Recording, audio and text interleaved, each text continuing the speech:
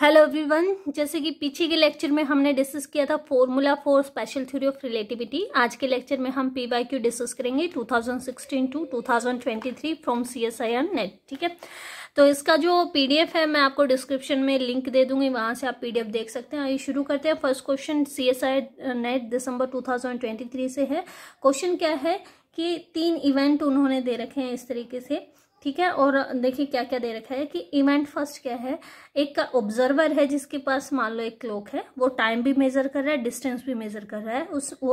उसने क्या किया, इवेंट फर्स्ट में टाइम 0 है, x0 ओरिजिन पे खड़ा है, एक रॉकेट जो है यूनिफॉर्म वेलोसिटी से 0.5 c स्पीड से चल रहा है, ओरिजिन से उसको ऑब्जर्वर को क्या कर रहा है, क्रॉस कर रहा है। ठीक है, जैसे कि मैंने यहाँ पे डिनोट कर रखा है कि एक ऑब्जर्वर x0 पे खड़ा है, उसने टाइम नोट किया t=0, और उसी टाइम पे एक रॉकेट जो है उसको क्रॉस कर रहा है जो कि 0.5 c स्पीड से चल रहा है पॉजिटिव x डायरेक्शन में। ठीक है, आफ्टर दैट सेकेंड इवेंट क्या है कि वो जो ऑब्जर्वर है वो उसी पोजीशन पे है।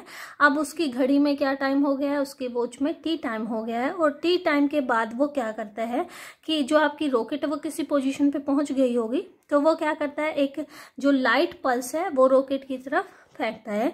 तो वो आपसे थर्ड इवेंट में पूछा गया है कि कितने टाइम के बाद जो रॉकेट है इसको रिसीव कर लेगी और किस पोजीशन पे वो होगी, ये क्वेश्चन आपसे पूछा गया है। तो आइए इसको समझते हैं कि आपने करना क्या है। तो देखिए ये यहाँ पे अगेन टाइम मेजर करेगा, उसकी जब वो रॉकेट इस लाइट को रिसीव कर लेगी उस टाइम उसकी वॉच में टाइम क्या होगा, t3 टाइम होगा। ठीक है, अब t3 टाइम में इस रॉकेट ने कितना डिस्टेंस ट्रेवल कर लिया, x3 डिस्टेंस ट्रेवल कर लिया।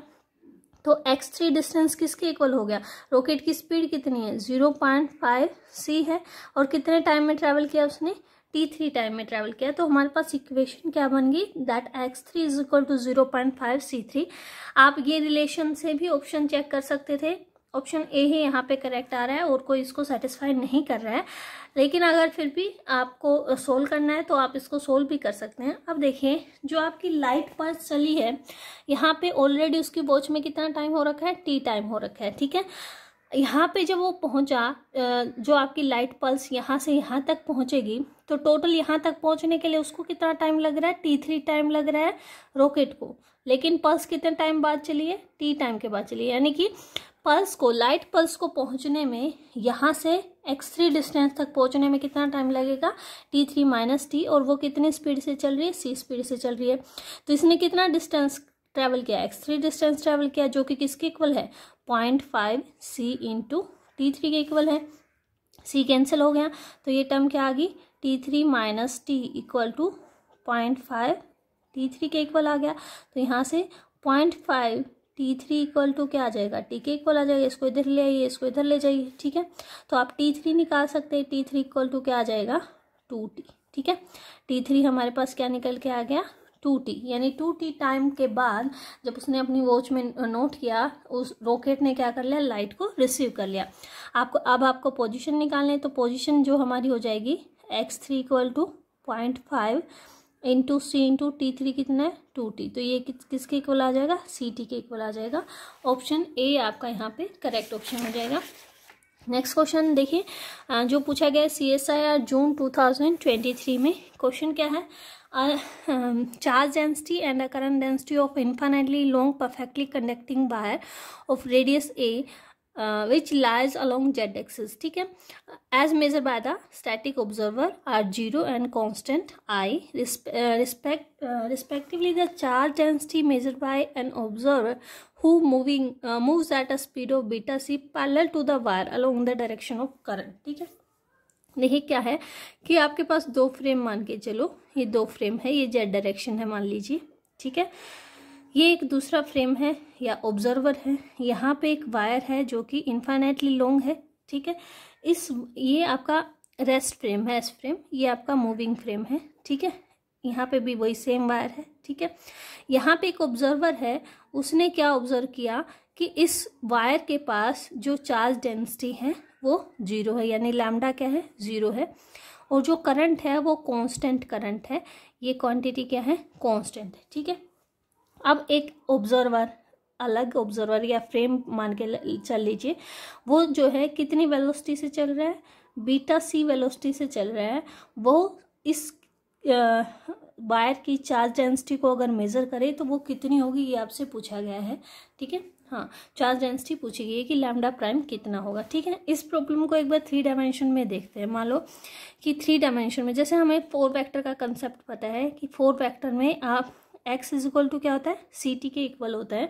तो यहाँ पे भी ऐसा ही रिलेशन आप बना सकते हैं between current density and charge density. तो आपको पता है जे जो होता है वो क्या होता है, रो वी के इक्वल होता है। ठीक है, यानी अगर आपको x की इक्वेशन पता है जो कि क्या होती है, ex prime gamma x minus V T के इक्वल होती है, अगर आपका फ्रेम क्या कर रहा हो, एक्स डायरेक्शन में मूव कर रहा हो।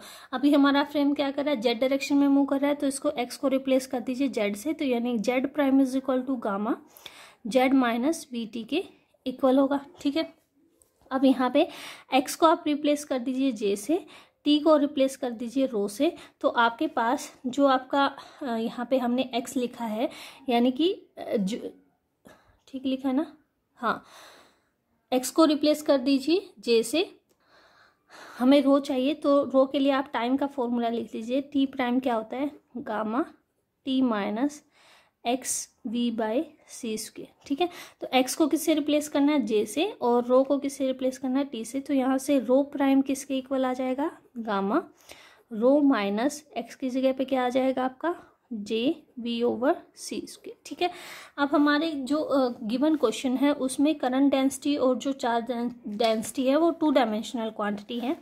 ये इनिशियली क्या दे रखा है आपको, 0 दे रखा है, तो जो रो प्राइम है वो क्या आ जाएगा, गामा 0 माइनस ये क्या है आपका जे जेड, ये आपने निकालना है जो कि करंट डेंसिटी है, इनटू वेलोसिटी, कितनी वेलोसिटी से वो मूव कर रहा है, बीटा सी वेलोसिटी से मूव कर रहा है, डिवाइडेड बाय सी स्क्वायर। ठीक है, ये क्या आ गया आपका माइनस गामा ओवर सी इंटू बीटा, जे जेड क्या आ जाएगा, current per unit area, area कितना हो गया, पाई ए स्क्वायर। तो ये क्वांटिटी आपकी कितनी आ जाएगी, minus beta I over pi A square C, और गामा की वैल्यू क्या होती है, 1 over under root 1 minus V square over C square होती है, और वी को लिख दिया बीटा सी, तो beta C square over C square करेंगे तो ये क्वांटिटी क्या आ जाएगी, minus beta I over pi A square C under root 1 minus beta square. तो ऑप्शन ए आपका यहाँ पे करेक्ट ऑप्शन हो जाएगा। नेक्स्ट क्वेश्चन देखिए, नेक्स्ट क्वेश्चन बहुत ही इजी क्वेश्चन था, बस थोड़ा सा आपको समझना था इसमें पूछा क्या गया है। एक पार्टिकल है of rest mass M, rest mass M दे दिया उन्होंने। ठीक है, हम एम नोट यूज़ कर लेंगे, कोई दिक्कत नहीं है, कैलकुलेशन इजी रहेगी, कंफ्यूजन नहीं होगा। ठीक है, बाद में एम नोट की जगह एम पुट कर देंगे फॉर्मूला में। ठीक है, is moving with the velocity जो है वी के, यानी कि आपका पार्टिकल जो है वो के डायरेक्शन में मूव कर रहा है। ये मान लो एक्स है, ये वाई है, ये जेड है, तो पार्टिकल जो है वी के डायरेक्शन में मूव कर रहा है और इसका रेस्ट मास क्या है, एम। ठीक है, ये कहाँ पे है, with respect to the inertial frame S, है ना, रेस्ट फ्रेम में है। The energy of particle as measured by the observer S prime. ठीक है, मूविंग फ्रेम में आपको मेजर करनी है एनर्जी क्या होगी, तो ये X prime direction, Y prime, और ये आपकी क्या हो जाएगी, जेड प्राइम। ठीक है, who is moving with the uniform velocity you I prime, लेकिन ये किस वेलोसिटी किधर मूव कर रहा है, आई डायरेक्शन में, यू आई प्राइम, इस डायरेक्शन में जो आपका एस प्राइम फ्रेम है वो आपका मूव कर रहा है। और ये फ्रेम जब इस पार्टिकल की एनर्जी को मेजर करे तो वो कितनी होगी। ठीक है, यानी कि पहले हम मेजर करते हैं energy of particle measures in S frame. ठीक है, एस फ्रेम में क्या होगी, ई इज इक्वल टू क्या होता है, एम सी स्क्वेयर होता है, और रेस्ट मास की टर्म में अगर हम लिखें तो M naught C square under root 1 minus we square over C square. ठीक है, अब यहाँ पे जो वी होता है ये क्या होता है, पार्टिकल की वेलोसिटी होती है, और पार्टिकल किस वेलोसिटी से मूव कर रहा है, वी वेलोसिटी से मूव कर रहा है, तो आप इसको क्या लिख सकते हैं, this term is M naught C square, और उन्होंने कह रखा है कि जो गामा वी है 1 over 1 minus we square over C square है, तो ये क्या बन जाएगा हमारा गामा वी। तो ये कहाँ आ गई, this is the energy of the particle with respect to the frame S, लेकिन पूछा क्या गया एस प्राइम में। तो कल मैंने रिलेशन बताया था that E prime is equal to gamma, ठीक है, ई माइनस पी बी, यहाँ पे समझना क्या क्या है आपको, ये गामा क्या होगा, ये गामा किसकी वजह से होगा, उस फ्रेम की वजह से होगा, मूविंग फ्रेम की वजह से होगा, ठीक है, जित वेलोसिटी से फ्रेम मूव कर रहा है उसकी वजह से। ये क्या होगी, वेलोसिटी ऑफ मूविंग फ्रेम, ठीक है। तो आपको इस तरीके से देखना है कि v क्या है, वेलोसिटी ऑफ मूविंग फ्रेम। अब कल मैंने यहाँ पे जो फॉर्मूला लिखवाया था उसमें आपको एक बात ध्यान रखनी थी, बस यहीं पे ट्रिक थी। इसमें क्या ध्यान रखना था कि वहाँ पे फॉर्मूला में मैंने यहाँ x लिखा था, px क्यों लिखा था, क्योंकि वहाँ पे आपका जो फ्रेम है वो क्या कर रहा था, x डायरेक्शन में मूव कर रहा था। तो जो आपको मोमेंटम यहाँ पे पिक करना है वो कौन सा करना है, वो मोमेंटम पिक करना है जिस डायरेक्शन में आपका मूविंग फ्रेम मूव कर रहा हो। तो यहाँ पे भी हमारा x डायरेक्शन में मूव कर रहा है, तो यहाँ पे आप क्या यूज करेंगे, px यूज करेंगे। अब देखिए जो आपका पार्टिकल है उसकी जो वेलोसिटी है वो किस डायरेक्शन में है, z डायरेक्शन में है। तो अगर आप px इसके लिए लिखें तो वो क्या आ जाएगा, 0, क्योंकि यहाँ पे ux क्या है, 0 है, उसकी वेलोसिटी इन x डायरेक्शन क्या है, 0, तो px भी क्या है, 0। तो इस वजह से जो आपका ई प्राइम हो जाएगा वो क्या हो जाएगा, gamma is √1 minus U square over C square, क्योंकि जो आपका फ्रेम है किस वेलोसिटी से मूव कर रहा है, यू वेलोसिटी से मूव कर रहा है, इनटू ई क्या है हमारे पास, अभी भी हमने निकाला गामा वी एम नोट सी स्केयर माइनस 0, क्योंकि पी एक्स क्या है आपके पास 0। तो ये टर्म क्या आ गई, this term is gamma U gamma V M naught C square. तो आपका जो है ऑप्शन बी यहाँ पे करेक्ट हो जाएगा। यहाँ पे ट्रिक क्या है देखिए, अगर आपको ये नहीं पता है कि जिस डायरेक्शन में फ्रेम मूव कर रहा है वही आपको मोमेंटम पिक करना है तो आपका आंसर यहाँ पे गलत हो सकता है। मान लो आपने पी एक्स की वैल्यू रख ली एम वी करके, ठीक है, और एम को आपने M naught over √1 minus V square कर दिया। यानी यहाँ पे अगर आप इसको इस तरीके से लिख दें that P X is equal to gamma V M naught V, इस तरीके से लिख दें, तब आपका ऑप्शन ये करेक्ट निकल रहा है, ए करेक्ट नहीं। लेकिन ऐसा नहीं होगा, क्यों नहीं होगा, क्योंकि एक्स डायरेक्शन में उसकी वेलोसिटी नहीं है। आपको ये ध्यान रखना है कि जब भी आप फॉर्मूला पुट करें, अगर जिस डायरेक्शन में आपका फ्रेम मूव कर रहा होता है उसी डायरेक्शन का मोमेंटम आपको यहाँ पे पिक करना है। तो इस वजह से आपका जो आंसर निकल के आ रहा है वो क्या निकल के आ रहा है, ऑप्शन बी यहाँ पे हमारा करेक्ट आ रहा है, ठीक है। नेक्स्ट क्वेश्चन देखते हैं, पूछा गया CSIR फैब 2022 में क्या कह रहे हैं, एक पार्टिकल है मास m1 giga electron volt per C square and its antiparticle both moving with the same speed v producing new particle x of mass 10 giga electron volt per C square in a head on collision. यानी कि एक इधर जा रहा है दूसरा इधर से आ रहा है और दोनों की जो वेलोसिटी है वो क्या है, v है, ठीक है। अब ये क्या कह रहा है, हेड ऑन कोलिजन हो रहा है, ठीक है।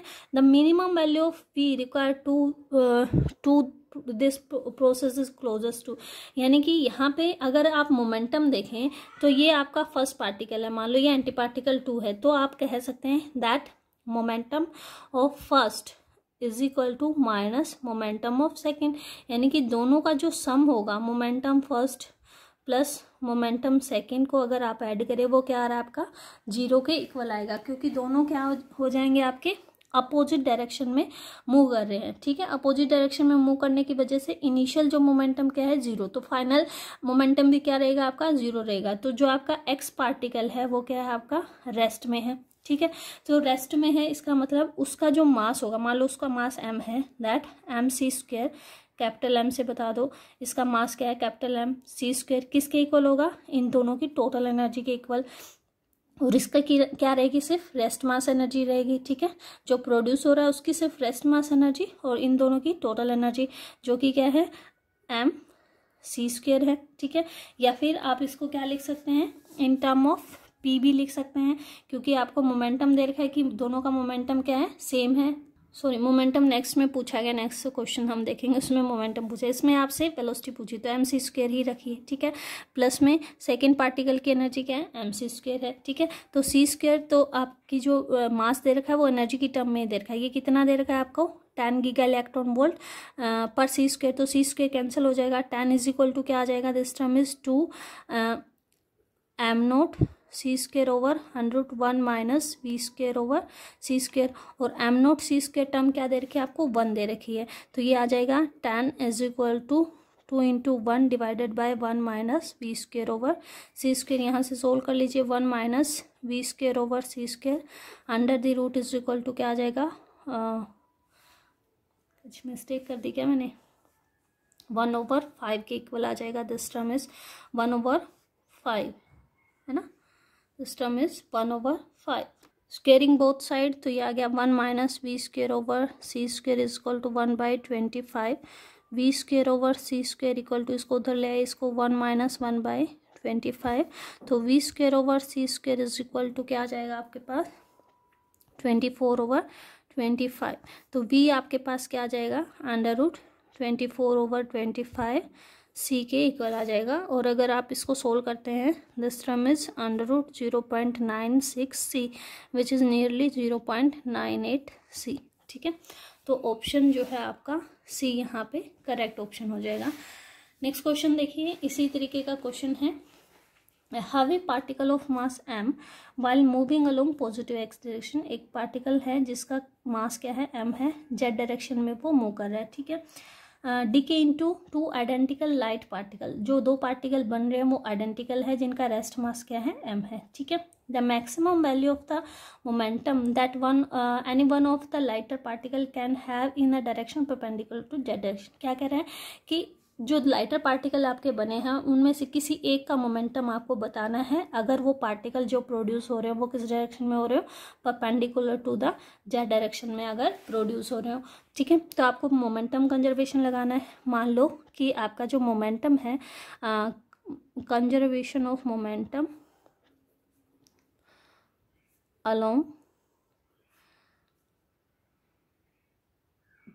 Along the direction perpendicular to Z axis. ठीक है, अब आपका क्या हो जाएगा, M Z perpendicular is equal to क्या आ जाएगा, पी एम फर्स्ट पार्टिकल का जेड परपेंडिकुलर डायरेक्शन में plus P M second particle का। अब इसका जो टोटल मोमेंटम है वो क्या है, अलोंग द जेड डायरेक्शन है, परपेंडिकुलर डायरेक्शन में उसका कोई मोमेंटम नहीं है, तो ये टर्म क्या आ जाएगी, 0। दिस इम्प्लाई आपके पास क्या आ जाएगा, PM1 plus PM2 is equal to 0। तो आप क्या कह सकते हैं कि दोनों का जो मोमेंटम है उसका मैग्नीट्यूड सेम है, दोनों के मोमेंटम का मैग्नीट्यूड क्या है, same. Let's say this is P। ठीक है, अब एनर्जी कंजर्वेशन लगा दीजिए।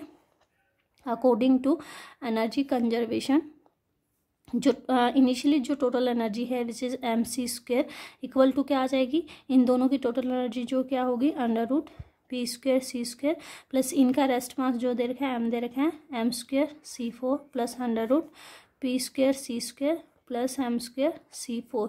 दोनों का मोमेंटम सेम है इसलिए आपने p यूज़ किया। ठीक है, तो ये टर्म क्या आ जाएगी आपकी, m c² is equal to 2 time of under root p² c² plus m² c4। Squaring both side, तो m² c4 is equal to 4 p² c4 c² p² c² plus m² c4। आपको p की value चाहिए तो ये term इधर आ जाएगी, ये क्या बन गया, 4 time of p² c² is equal to m² c² minus 4 time of m² c4। ठीक है, यहाँ से p² क्या आ जाएगा आपके पास, 1/4 और c² को आप क्या कर दीजिए,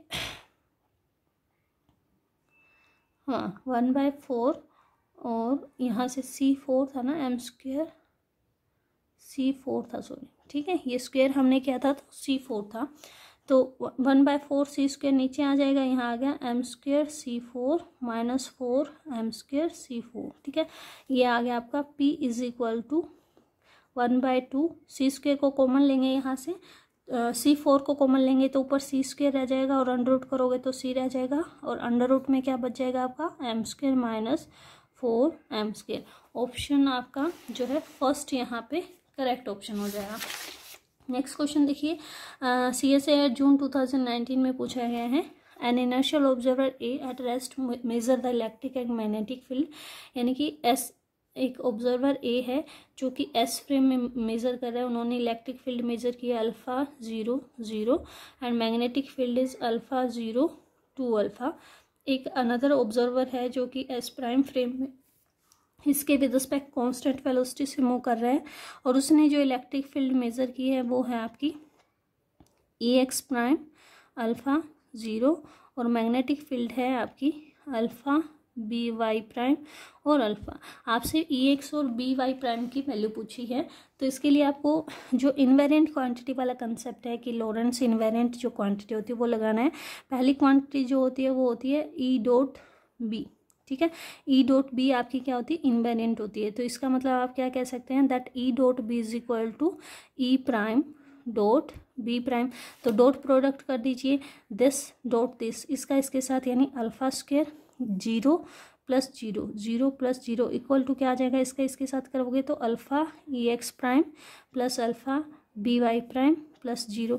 तो यहाँ से देखिए अल्फ़ा कॉमन आके क्या आ जाएगा आपका EX prime plus BY prime equal to alpha. एक इक्वेशन यहाँ से निकल के आ गई। दूसरा कंसेप्ट आप यूज़ कर लीजिए, अगेन एक क्वांटिटी होती है E square minus C square B square, ये भी क्या होती है आपकी इनवेरिएंट क्वांटिटी होती है, ठीक है। और यहाँ पे C क्या दे रखा है, 1 दे रखा है। तो इसका क्या मतलब हो गया कि E square minus B square equal to क्या आ जाएगा, E prime square minus B prime square, ये यूज़ कर लीजिए। तो यहाँ से आपके पास इसका स्क्वायर करेंगे तो क्या आ गया, अल्फ़ा स्क्वायर प्लस 0 माइनस इसका स्क्वायर किया तो क्या आ गया, alpha square plus minus 0 minus 4 alpha square equal to क्या आ जाएगा, E प्राइम स्क्वायर किया तो EX square plus alpha square plus 0 minus alpha square minus BY prime square minus alpha square, ठीक है। अल्फ़ा स्क्वायर से अल्फ़ा स्क्वायर कैंसिल हो गया, यहाँ अल्फ़ा स्क्वायर से अल्फ़ा स्क्वायर कैंसिल हो गया, इसको इधर ले आएंगे तो आपके पास आ गया EX prime square minus BY prime square is equal to minus 3 alpha square. आप इसको क्या लिख सकते हैं, this term is EX prime minus BY prime into EX prime plus BY prime equal to minus 3 alpha square. ये term alpha है तो आप लिख सकते हैं EX prime minus BY prime equal to minus 3 alpha. तो सेकंड ये equation आ गई। एक इक्वेशन आपको पता है EX prime plus BY prime equal to alpha, दोनों को ऐड कर दीजिए। एक बार ऐड करेंगे तो आपके पास क्या आ जाएगा, this plus this 2EX prime equal to क्या आ जाएगा, minus 2 alpha. This imply EX prime जो आ जाएगा वो माइनस अल्फ़ा आ जाएगा। ये वैल्यू यहाँ पे पुट कर लीजिए तो BY प्राइम क्या आ जाएगा आपका, alpha minus EX prime.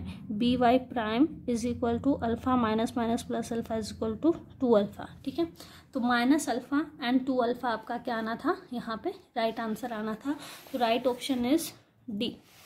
Next question पूछा गया CSIR दिसंबर 2018 में, a relativistic particle of mass m and charge E is moving in uniform electric field of strength E starting from rest at t equal to 0. How much time will be it take to reach at speed of c/2? देखिए जो charge होता है, charge वो कैसी quantity होता है, invariant quantity होता है, ठीक है। चार्ज वेरी नहीं करता है लॉरेंट्ज ट्रांसफॉर्मेशन में। तो आप क्या लिख सकते हैं, फोर्स जो हमारा होता है वो क्या होता है, dp over dt equal to क्या होगा, चार्ज इंटू इलेक्ट्रिक फील्ड। तो इलेक्ट्रिक फील्ड हमें दे रखी E, इसको इंटीग्रेट कर दीजिए दोनों तरफ। मान लीजिए कि आप dp इज इक्वल टू क्या आ गया, E epsilon into dt, integrate करो dp। मान लीजिए जब स्पीड आपकी 0 to c/2 पहुंच रही है उस टाइम पे मोमेंटम क्या हो रहा है, p हो रहा है, इक्वल टू कब हो रहा है, p is momentum at speed c/2, ठीक है। ये मान लीजिए तो इस 0 to p इंटीग्रेट कर दिया, और टाइम कहाँ से कहाँ तक वेरी कर रहा है, 0 to t वेरी कर रहा है। तो ये आपका आ गया E एप्सिलॉन dt। तो ये आपके पास क्या आ जाएगा, P is equal to E epsilon t के इक्वल आ जाएगा। और P क्या होता है हमारा, P is mass into velocity, mass into velocity is equal to E epsilon t। Mass को रेस्ट मास के फॉर्म में लिख लीजिए m0, और ये कहाँ पे है, when v is equal to c/2। तो ये आ गया m0 v over √1 minus we square over c square, कहाँ पे, v is equal to c/2 E epsilon t। तो यहाँ से वैल्यू पुट कर दीजिए, m0 c/2 divided by 1 minus 1/4, ठीक है। ये टर्म किसके इक्वल आ गई, E एप्सिलॉन t के इक्वल। आपसे t पूछा गया है तो यहाँ से 2 से 2 कैंसिल हो जाएगा, ये टर्म आ गई m0 c/√3 बच जाएगा is equal to E epsilon t।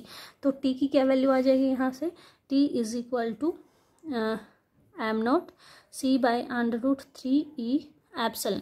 तो इस तरीके से जो आपका ऑप्शन ए है वो यहाँ पे करेक्ट हो जाएगा। नेक्स्ट क्वेश्चन देखिए जो कि पूछा गया जून 2018 में। Two particle A and B move with the relativistic velocity of equal magnitude v but both are in opposite direction। मान लो A पार्टिकल इस डायरेक्शन में जा रहा है और जो B पार्टिकल है वो इस डायरेक्शन में मूव कर रहा है, ठीक है। The magnitude of the velocity of A as seen from the, आपको निकालना है velocity of A with respect to B, आपने मेजर करना है। तो इस ऐसी सिचुएशन में आपको एक पार्टिकल को मान लेना है कि वो क्या है, फ्रेम की तरफ बिहेव कर रहा है जो कि इस डायरेक्शन में मूव कर रहा है, ठीक है। अगर आप इसको v मान रहे हैं तो इसकी वेलोसिटी क्या हो जाएगी, -v हो जाएगी, ठीक है। तो अब आपने फॉर्मूला पढ़ा था कि जब भी आपको वेलोसिटी निकालनी हो पार्टिकल की इन मूविंग फ्रेम, यानी कि आपको ux प्राइम निकालना है, तो वो क्या होता है ux minus v over 1 minus ux v by c square. ये होती है पार्टिकल की वेलोसिटी इन रेस्ट फ्रेम और ये होती है जो आपका फ्रेम मूव कर रहा है जिस वेलोसिटी से। तो अब आपको क्या निकालना है, velocity of A with respect to B equal to क्या आ जाएगा, ये क्या है पार्टिकल की वेलोसिटी इन रेस्ट फ्रेम यानी कि velocity of A with S frame minus ये क्या है velocity of S frame, velocity of S frame 1 minus v A S और ये क्या आ जाएगा आपका v S divide by C square. तो ये सारी वैल्यू पुट कर दीजिए। Velocity of A particle as moving from S frame वो क्या है वी के इक्वल है और वी एस क्या है माइनस वी के इक्वल है, minus v divided by 1 minus v into minus v by c square. तो ये टर्म क्या आ जाएगी 2v by 1 plus v square by c square. तो आपका ऑप्शन बी यहाँ पे क्या आ जाएगा, करेक्ट ऑप्शन हो जाएगा। नेक्स्ट क्वेश्चन भी इसी तरीके का कुछ है, तो देखिए क्या है। Light travel from a point A to B both within a glass slab that it is moving with uniform velocity same direction as the light with speed 0.3 c with respect to the external observer. If the refractive index of the slab is 1.5 then the observer will measure the speed of a signal। ठीक है, क्या कह रहा है कि glass slab है, ठीक है, इसमें 2 पॉइंट हैं ए बी, इन 2 पॉइंट के बीच में एक लाइट मूव कर रही है, ये खुद ग्लास स्लैब 0.3 सी स्पीड से मूव कर रही है, ठीक है। इसका जो रिफ्रैक्टिव इंडेक्स है वो 1.5 है। एक ऑब्जर्वर है वो क्या ऑब्जर्व करे कि इसकी जो लाइट की स्पीड है वो कितनी होगी, ठीक है। अब ये क्या निकालना है हम, मूविंग फ्रेम में स्पीड आपको रेस्ट फ्रेम मूविंग फ्रेम में दे रखी है और आपको क्या निकालनी है रेस्ट फ्रेम में निकालनी है। तो क्योंकि ग्लास स्लैब है तो जो लाइट है लाइट की स्पीड क्या हो जाएगी, लाइट की स्पीड इक्वल टू क्या आ जाएगी सी बाई ईटा के इक्वल आ जाएगी जितना उसका रिफ्रैक्टिव इंडेक्स है किस फ्रेम में, मूविंग फ्रेम में। आपको किस में निकालनी है, रेस्ट फ्रेम में निकालनी है, यानी आपको निकालना है यू एक्स जो कि क्या होगा u x prime minus b over 1 plus b over u x prime v by c square, ठीक है। अब आपको ये निकालना है तो ये किसके इक्वल आ जाएगा, यू एक्स प्राइम कितना है जितनी उसकी स्पीड है divided by refractive index plus जितनी वेलोसिटी से मूव कर रहा है 0.3 सी डिवाइडेड बाय 1 प्लस ये टर्म कितनी आ जाएगी आपकी 0.3 बाय जितना भी रिफ्रैक्टिव इंडेक्स है सी स्क्वायर कैंसिल हो जाएगा। तो ये टर्म आपकी आ जाएगी C into 1 by 1.5 plus 0.3 divided by 1 plus 0.3 by 1.5, ठीक है। तो आप इसको सोल्व कर लीजिए, यू एक्स इक्वल टू कितना आ जाएगा, this term is C into 1 plus इन दोनों को मल्टीप्लाई अगर करते हैं तो ये कितना आ जाएगा 45 0.45 यही आएगा 0.45 डिवाइडेड बाय इन दोनों को अगर आप ऐड कीजिए तो ये आ जाएगा आपका 1.8 और ये कैंसिल हो जाएगा जो आपकी टर्म है 1.5 कैंसिल हो जाएगा थ्रू आउट। तो ये टर्म आ गया आपकी 1.45 डिवाइडेड बाय 1.8 इंटू सी। इसको अगर आप सोल्व करते हैं तो ये आपका हो जाता है नियर अबाउट 0.8 सी, ठीक है। यही आएगा क्या, हाँ 0.8 सी आता है आपका, ठीक है, ये करेक्ट। तो ऑप्शन बी यहाँ पे क्या आ जाएगा, करेक्ट ऑप्शन हो जाएगा। नेक्स्ट क्वेश्चन देखिए, नेक्स्ट क्वेश्चन क्या है, एक इनर्शियल ऑब्जर्वर है, 2 इवेंट देख रहा है, 2 इवेंट आपके हो रहे हैं E1 और E2 इवेंट हो रहे हैं, ठीक है। उसने क्या देखा कि जो उसकी लोकेशन है वो सेम है, यानी उसने देखा डेल्टा एक्स क्या है 0 लेकिन डेल्टा टी क्या देखा उसने, 6 माइक्रो सेकेंड देखा। Apart in the time another एक और ऑब्जर्वर है जो कांस्टेंट वेलोसिटी v से मूव कर रहा है, ठीक है। तो उसने क्या ऑब्जर्व किया कि जो उनके बीच का टाइम गैप है यानी डेल्टा टी प्राइम है वो 9 माइक्रो सेकेंड है। डेल्टा एक्स प्राइम आपको निकालना है। ये ए ने ऑब्जर्व किया, बी ने क्या ऑब्जर्व किया, डेल्टा एक्स प्राइम आपको निकालना है और डेल्टा टी प्राइम उसने 9 माइक्रो सेकेंड ऑब्जर्व किया। तो हमने पढ़ा था कि delta x square minus c square delta t square जो क्वांटिटी होती है वो आपकी इनवेरिएंट हो रही है। तो यहाँ से आप रिलेशन में पुट कर लीजिए और यहाँ पे डायरेक्ट आपका आंसर आ जाएगा। This term is 0 minus c square delta t square is equal to delta x prime square minus c square delta t prime square. तो ये टर्म आपकी कितनी आ जाएगी, 3 इंटू 10⁸ स्क्वायर। डेल्टा टी कितना है हमारे पास 6 माइक्रो सेकेंड यानी कि 36 इंटू 10⁻⁻12 हो जाएगा। स्क्वायर करेंगे तो equal to delta x prime का स्क्वायर माइनस ये आ जाएगा 3 इंटू 10⁸ का स्क्वायर इंटू में डेल्टा टी है 81 इंटू 10⁻12, ठीक है, ये आ जाएगा।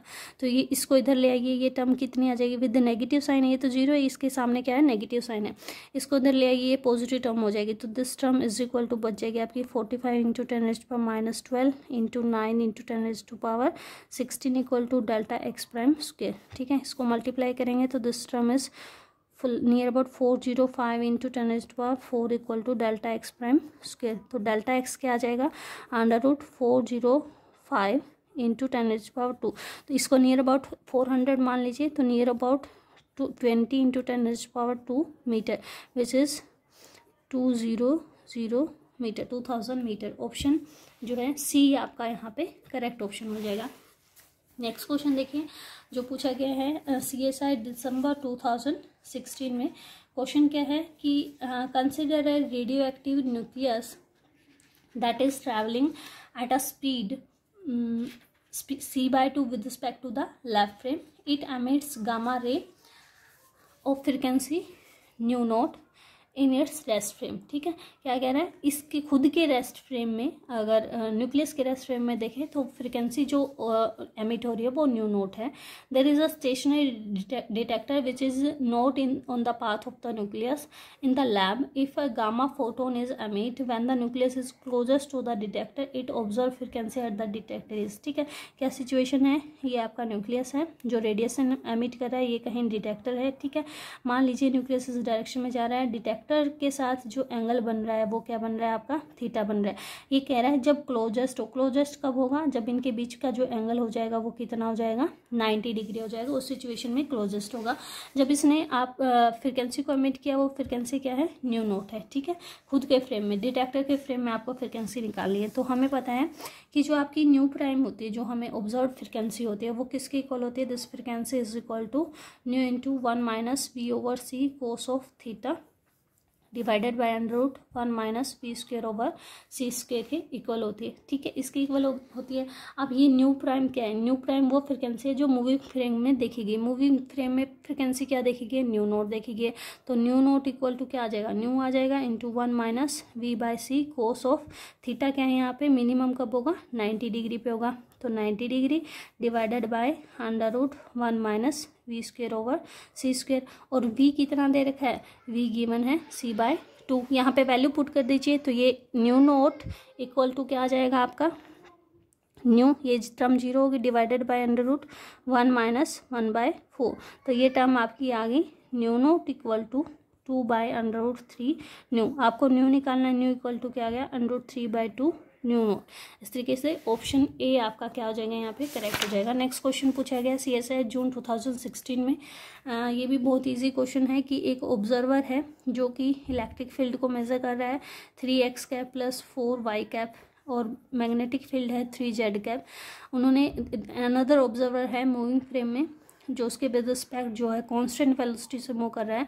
उन्होंने मूविंग फ्रेम में इलेक्ट्रिक फील्ड का मैग्नीट्यूड 4 मेजर किया है। तो आपको पूछा गया है कि बी का मैग्नीट्यूड क्या होगा गॉसियन यूनिट में। तो अगेन आपको पता है कि ई square minus c square B square क्या होती है, आपकी कंजर्व क्वांटिटी होती है। और गॉसियन यूनिट में बात करें तो ये आ जाती है ई स्क्वायर माइनस सी क्या है गॉसियन यूनिट में 1 होता है। तो E square minus B square क्या आ जाएगा E prime square minus B prime square, ठीक है। तो इसका स्क्वायर करेंगे क्या आ जाएगा 9 + 16 माइनस बी स्क्वायर क्या हो जाएगा 9 = ई स्क्वायर क्या आ गया 16 और माइनस में बी प्राइम स्क्वायर।